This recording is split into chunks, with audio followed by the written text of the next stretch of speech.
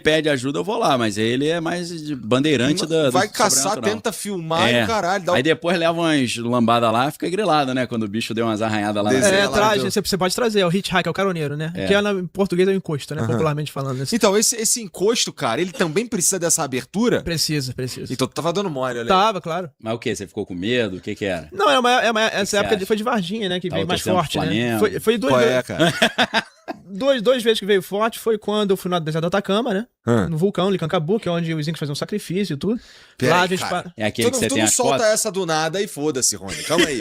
Que diabo tu foi fazer nesse lugar e por quê? A gente foi lá porque, assim, qual que é a minha hipótese? Minha hipótese é que locais em que foram feitos rituais, e são locais isolados, com natureza preservada, isolados de que não tem ninguém, são locais propícios para a ocorrência do fenômeno. Pelo que eu conversei com você, tu acredita muito que essas coisas tendem a acontecer com mais intensidade na natureza. Sim, na natureza, acho que a natureza... Os rituais são feitos em locais que tem natureza, não é à toa. A natureza tem um papel como se fosse um papel elemental ali, os seres precisam da energia que está naquela natureza para conseguir se materializar ali, ou viver e entrar na nossa dimensão aqui.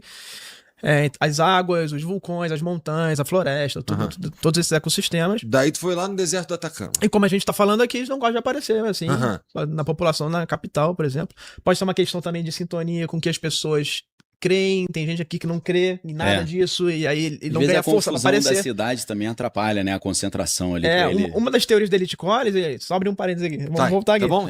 Elite Colis é uma elite do Pentágono, de religiosos bem conservadores, eles acreditam que se eles revelarem que existem esses seres, as pessoas acreditarem nisso, eles entram na nossa realidade. Moral.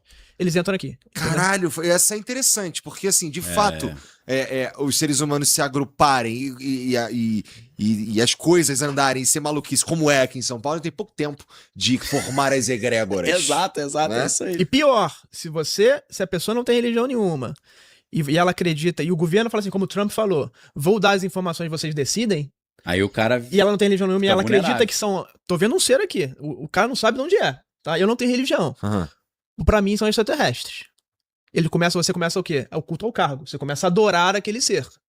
Abriu a porta, ele vai vir e vai entrar em você e vai te visitar. E você vai conviver com ele. Com aquela máscara. Com aquela máscara que você adorou, né? A gente tá falando, então, que esses fenômenos, eles vão aparecer sempre de acordo com a cultura. Religião, então, cultura, né? O fenômeno que aparece aqui no Brasil com uma máscara... Folclore. Com uma máscara do Saci Pererê. Saci Pererê, ele vai aparecer lá no Japão com uma máscara sei lá... Yokai, lá eles têm yokai, que são os espíritos. Vai parecer um ursinho panda.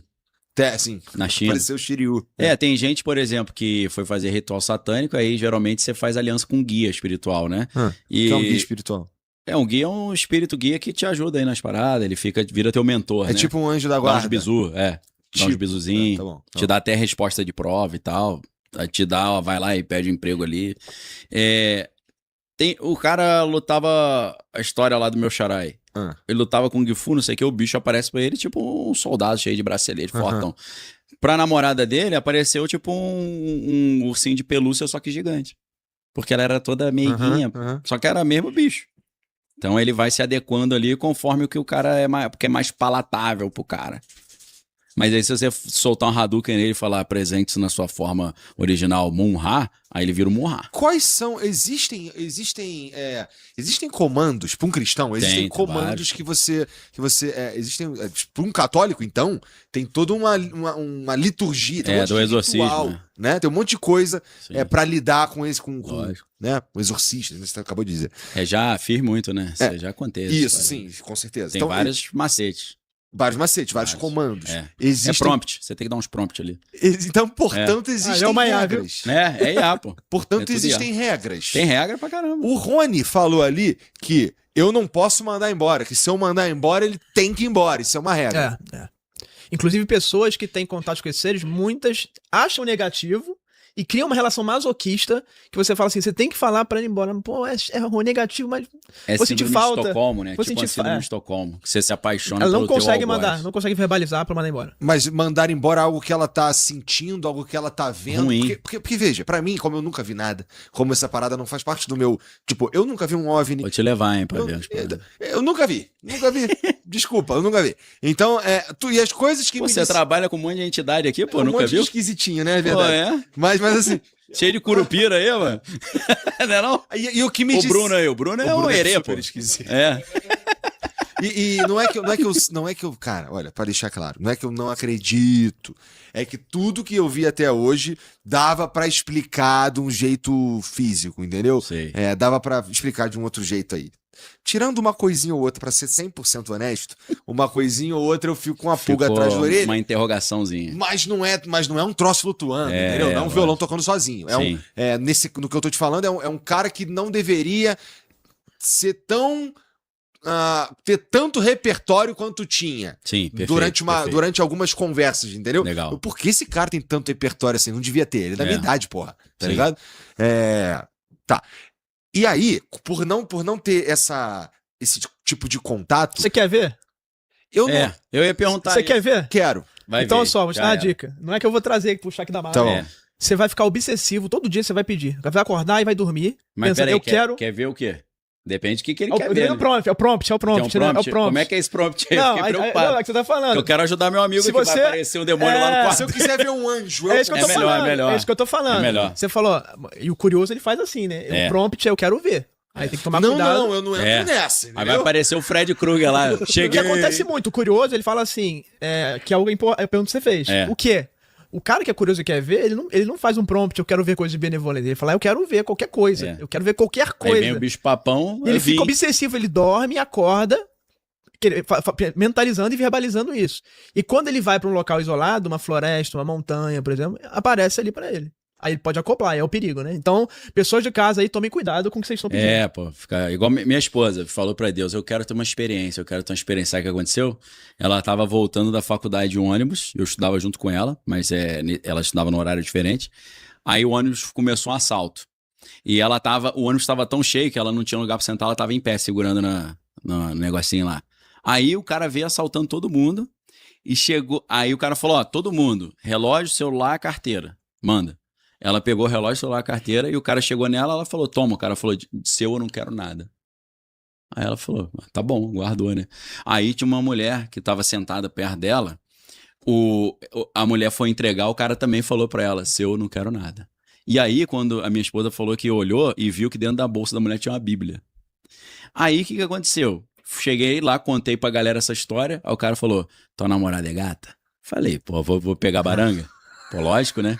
Aí ele, então o cara tava fazendo a média. Eu falei, meu irmão, o cara assaltando vai fazer média, doidaço, né? Malucão. O que aconteceu? Ela pediu uma experiência, ela teve uma experiência. Cara, você tem razão. Eu tô sendo desonesto aqui. Você tem razão. Muita coisa. Eu já vi um monte de coisa. Já te falei, inclusive. Lembra aquele jantar que a gente teve lá? Lógico. Então, já aconteceu. Teu irmão gêmeo lá contou um monte de história. Já teve muita coisa que aconteceu na minha vida de difícil explicação. Fora do script. Fora do script. No entanto, e aqui eu vou fazer o advogado do diabo, tá bom?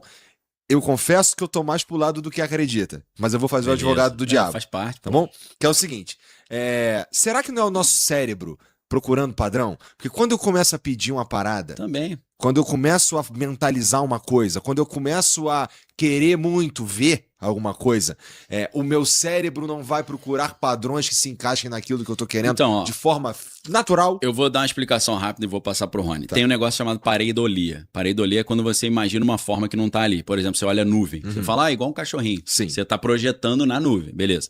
Tem outra coisa que é mais esotérica, que é a forma pensamento, ou a sigilação. Que é quando você conhece alguns prompts que você consegue projetar o que você está mentalizando na realidade. Uhum. Tem gente que consegue resolver problemas assim, tem gente que já consegue até projetar seres assim. Tá. Eu conheço... Calma aí, projetar.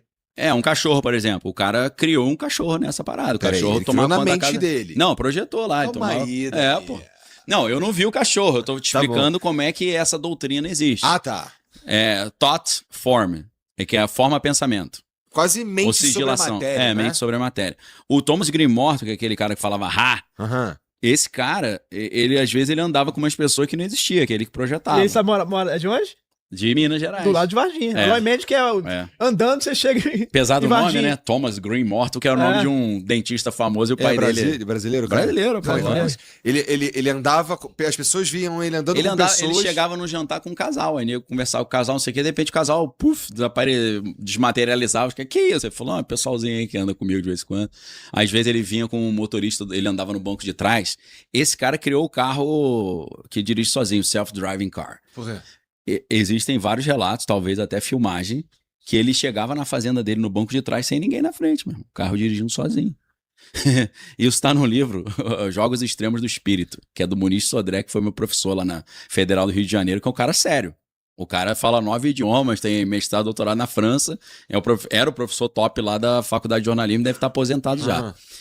Nesse livro, o cara é um jornalista investigativo e ele tentou dar explicação às coisas que ele viu. Porque ele viu, o professor. Ele falou, cara, como é que explica isso? É um livro filosófico legal pra caramba. O cara puxa Freud, puxa Jung, puxa coisas filosóficas. Ele diz que o Thomas Green Morton chegou com o carro, não tinha ninguém dirigindo, como sempre, todo mundo, a galera já achava normal, só que de repente um ser se materializou no volante. E aí eles falaram, não, o nome dele e tal, é ele que pilota, só que às vezes a gente não vê, agora ele apareceu, entendeu? Então, você tá falando, será que não é coisa que a gente projeta? Às vezes é uma pareidolia que você tá olhando pra nuvem e tá imaginando a forma que não tá lá. Às vezes, segundo o ocultismo, você consegue... Não é porque eu imaginei que não existe, você projetou uma parada que se tornou, veio à existência, entendeu? Então isso existe também. A Iracema Saldanha era uma aluna minha, uma senhorinha, que ela tinha se convertido ao cristianismo, mas ela era uma cabalista famosa no Rio, taróloga também. E ela falou que um conhecido dela, que era bruxo, em Maricá, no Rio de Janeiro, ele tinha um cachorro que tomava conta da casa dele, que foi um cachorro que ele projetou. Isso na cultura indiana chama Tattva, Tatwa. Ou Tattva. Então é como você cria uma forma pensamento. Entendeu? Tem os tupas também, acho que são. Tupa. Os tupa. A palavra melhor é tupa. Tem um tupa Obrigado. também, que acho que são dos outros. Isso aí eu já ouvi falar por causa de Sobrenatural lá, Sam, Dean Winchester, entendeu? Já caçaram os tupas aí. Lembra daquele filme Mulher Nota 1000? Lembro. Que os caras criam a mulher gatona. Os caras faziam isso direto mesmo. Criam um filezinho e ainda sapeca o filé ainda. E depois o filezinho some. Alta diversão. Isso que é chato, você fica me botando pilha, eu vou dar ideia, o maluco já vai pesquisar como é que faz isso. Não, mas eu não... Esse que é o problema, né, Rony? Mas o cara que eu dei mole. Curioso. O cara que vai pesquisar como é que faz isso, cara, ele não... Ele precisa de um estofo, de um repertório que leva anos, entendeu? Mas só dele começar a chamar, imagina que ele deita todo dia na cama dele e fala, vem gatona. Vai chegar um demônio lá fantasiado de gatona e vai arrebentar com a vida do cara. Mas tem mais é que se fuder, mano. Burro tem que se fuder, pô. Eu sou dessa opinião, todo respeito, entendeu? Melhor escovar o dente, pentear o cabelo e pegar uma mulherzinha. O que a gente tá falando aqui é pra tu fazer o contrário disso, porra. Obrigado. Porra, valeu. O contrário disso, eu tava preocupado porque eu tava ensinando groselha pros caras. E eu te entendo quando tu fala pra mim assim, pô, não queria falar desse bagulho não, porque o vagabundo vai atrás. Vai. E eu entendo. Mas eu sou da opinião que vagabundo tem que se fuder mesmo. E a gente vai... Mas é claro que é importante a gente dosar o que é, né? É igual o Mastral, ele escreveu vários livros falando sobre bruxarias e tal, e ele falava que ele mostrava o carro, mas não entregava a chave. Pro cara não reproduzir as paradas, né? Então, existe uma maneira... Só que aí, cara, gera curiosidade. A curiosidade, como o Rony muito bem falou, a própria curiosidade em si, ela já atrai. Entendeu? Mas... E os rituais, os mais avançados... Mas você é curioso. Ou dá certo, você ou é curioso. Louco, né? Ou você enlouquece. Exato, cara. Fica xarope total. Os rituais avançados, né? Que vai cruzar o abismo. Calma aí. Tudo bem, olha só. Dentro do que a gente pode dizer, um ritual avançado, a gente tá dizendo que um cara, ele passou por etapa 1, etapa 2, etapa 3, etapa X e chegou num bagulho doido de supra-sumo da parada. Invocar um Leviatã.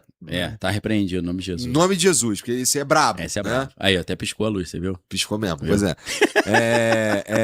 Se a gente tá falando desse nível, né? Ou o cara tem sucesso, ele vira lelé da cuca. Ia ser maneiro a gente fazer um episódio chamando as paradas, né? Imagina, botar um bicho sentado ali. Tu não é homem pra isso. É ruim, eu não sou, hein? Eu só não posso chamar, né? Eu posso tentar chamar o anjo, né? Não sei se ele vai querer vir. Mas dá pra fazer umas paradas assim, cara. Imagina. Isso é interessante porque os meus experimentos hoje são muito baseados em o que eu fui fazer no Atacama, você perguntou, né? Eu respondi.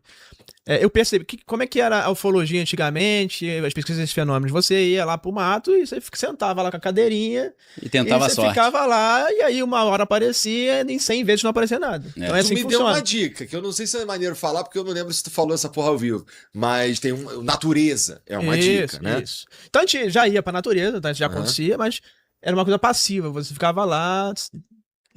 Uma vez aparecia 100 vezes não. Né? Então assim que funcionava. Taxa de acerto mínima. E aí eu tô querendo multiplicar e tornar reproduzível, porque a ciência precisa disso. Precisa de... Não é uma vez que aparecer um troço, eu vou coletar dados e vou publicar um artigo científico. Não funciona assim. Tem que ter dado uma massa de dados.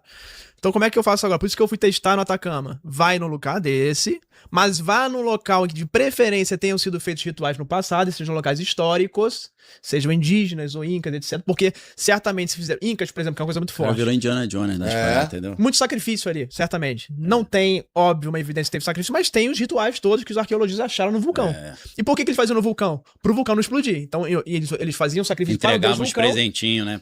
Para o deus crianças. Crianças, leva né? aí. Era pesado, era criança. Explode não. Para que o deus vulcão não se virasse contra eles e que a colheita prosperasse. Então era mais ou menos nesse nível. Então assim, se isso aconteceu, pra mim ficou aquele troço ali, aquela impressão, aquela informação, aquela energia, né? E os fenômenos estão ali, esperando. Né? Talvez na esperança que eles voltem, uma hora voltem novos incas, né? Naquele vulcão. Para eles terem mais crédito. Minha teoria